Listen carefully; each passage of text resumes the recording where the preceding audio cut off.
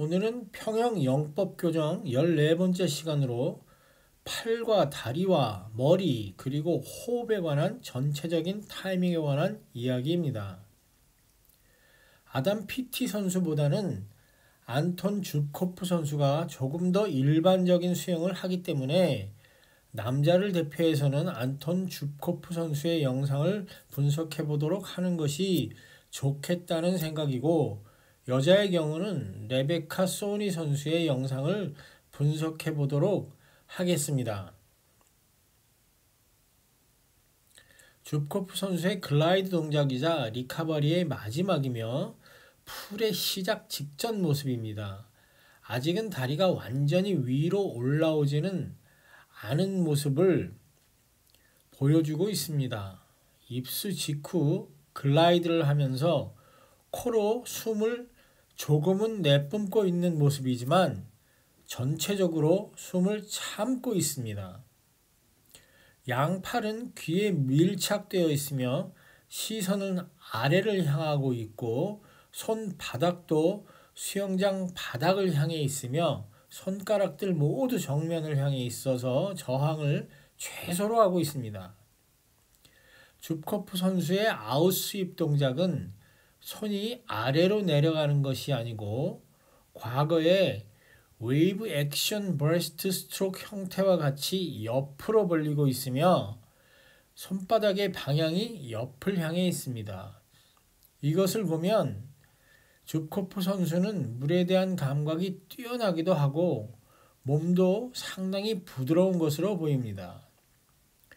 이때 머리를 들기 시작하면서 코로 숨을 내쉬기 시작하고 있습니다. 또한 다리도 약간 더 위로 올라간 것을 확인할 수 있습니다.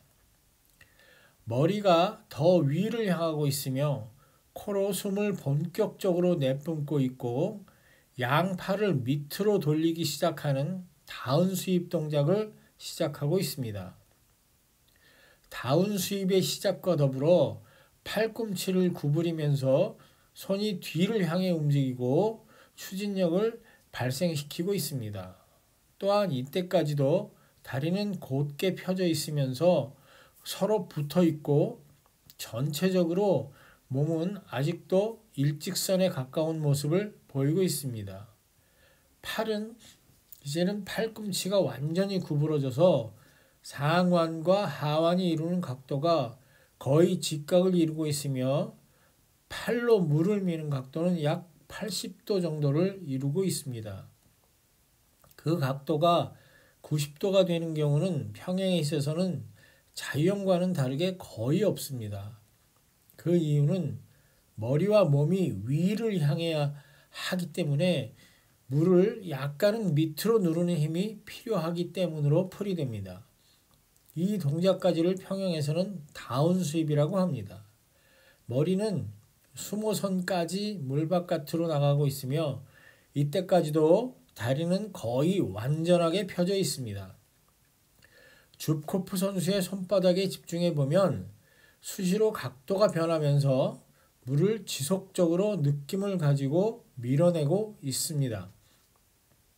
팔을 안으로 모으는 인수입 동작이 끝나가면서 머리는 이제 완전히 물 바깥으로 나가고 마지막 날숨과 코로 입으로 하고 있으며 다리는 무릎을 약간 구부리고 옆으로 벌리면서 킥의 리카버리 초기 단계에 이르고 있으며 이때까지도 최대한 몸이 물속으로 가라앉지 않도록 허리를 약간 구부리기도 하고 무릎을 약간 더 굽혀서 다리를 위로 당기기 시작하고 있습니다.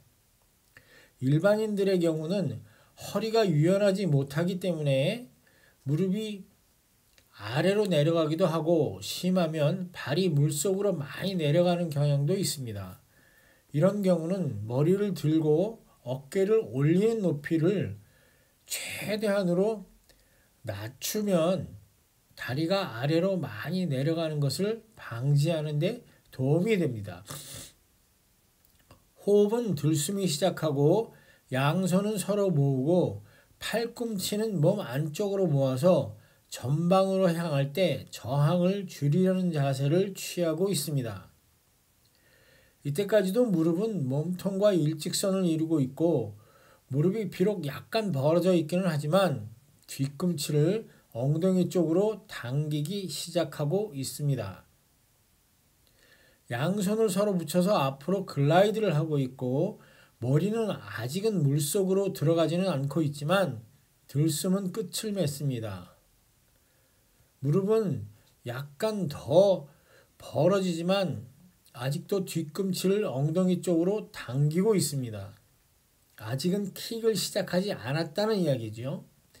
또한 몸이 앞으로 쓰러짐으로 해서 골반이 약간 접히면서 무릎이 조금 밑으로 내려가고 있습니다. 킥을 차기 바로 직전의 모습입니다.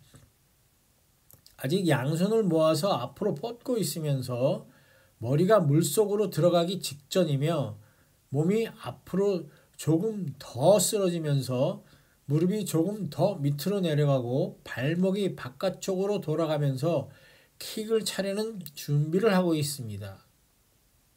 다리를 리카버리 할 때는 가볍게 뒤꿈치를 당겨서 하도록 합니다. 억지로 엉덩이 쪽으로 지나치게 많이 당기려고 하면 무릎도 역시 지나치게 밑으로 내려가서 상당한 저항을 만들게 됩니다. 무릎을 가볍게 구부리면서 뒤꿈치에 힘을 빼고 엉덩이 쪽으로 당길 것을 기억하시기 바랍니다. 손을 앞으로 뻗어서 글라이드를 하고 머리에 입수가 시작되면서 킥을 차기 시작합니다. 킥을 차면 발이 약간은 물속으로 들어가는 경향이 있지만 내려가는 즉시 다시 물 표면으로 올리는 노력이 필요합니다. 이 동작은 연습이 필요합니다. 영상에서는 다리를 뒤로 밀면서 무릎이 위로 올라가기 시작하고 있습니다. 다시 몸을 뻗어서 유선형 자세를 취하고 있습니다. 가능한 킥을 차는 즉시 유선형 자세로 들어가는 것이 다리에서 발생되는 저항을 최소로 줄일 수 있는 방법이 될 것입니다. 지금까지 세세한 동작을 설명하다 보니 생각보다 타이밍이라는 것이 어려워 보이기까지 합니다. 하지만 조금 더 단순하게 타이밍을 생각해 보도록 합시다. 머리는 생각하지 않고 단순하게 팔과 다리를 맞춘다는 생각으로 합니다.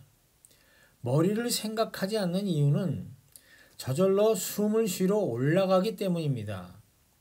물속에서 양팔을 옆으로 벌리는 동작을 하나로 하고 팔을 돌려서 앞으로 뻗으면서 머리가 들어가기 직전까지와 동시에 다리를 모아 킥을 차기 직전까지를 둘, 그리고 마지막으로 머리가 들어가면서 팔을 최대한 뻗고 킥을 차는 동작을 셋으로 숫자를 세면서 수영을 하는 것입니다. 하나, 둘, 셋. 하나, 둘, 셋. 이런 방식으로 박자를 맞추면서 연습을 하면 타이밍을 맞추기 어렵지 않습니다. 이때 반드시 명심할 것은 숫자를 세는 중간에 동작이 멈추면 안 됩니다. 그렇게 되면 타이밍이 전혀 맞지 않습니다. 하나, 둘, 셋. 마지막으로 물속이 아닌 물 밖에서 킥을 차는 순간은 화살표와 같이 머리가 물속으로 들어가기 직전에 킥을 차는 것입니다. 물속에 들어간 다음에 킥을 차면 무릎이 지나치게 물속으로 들어가서 킥을 차기 시작하기 때문에 킥을 차기 전에 무릎의 저항이 지나치게 심하게 됩니다. 또한 이보다 약간 일찍 차게 되면 킥의 방향이 원하지 않는 방향으로 이루어지기 때문에 추진력이 상당히 없어지게 됩니다. 굳이 따지면 미리 차는 것보다는 머리가 들어간 다음에 차는 것이 훨씬 좋습니다. 미리 차면 앞으로 나가지 않습니다. 기억합시다. 머리를 물속에 넣으면서 동시에 킥을 차는 것을. 감사합니다. 오늘은 여기까지입니다.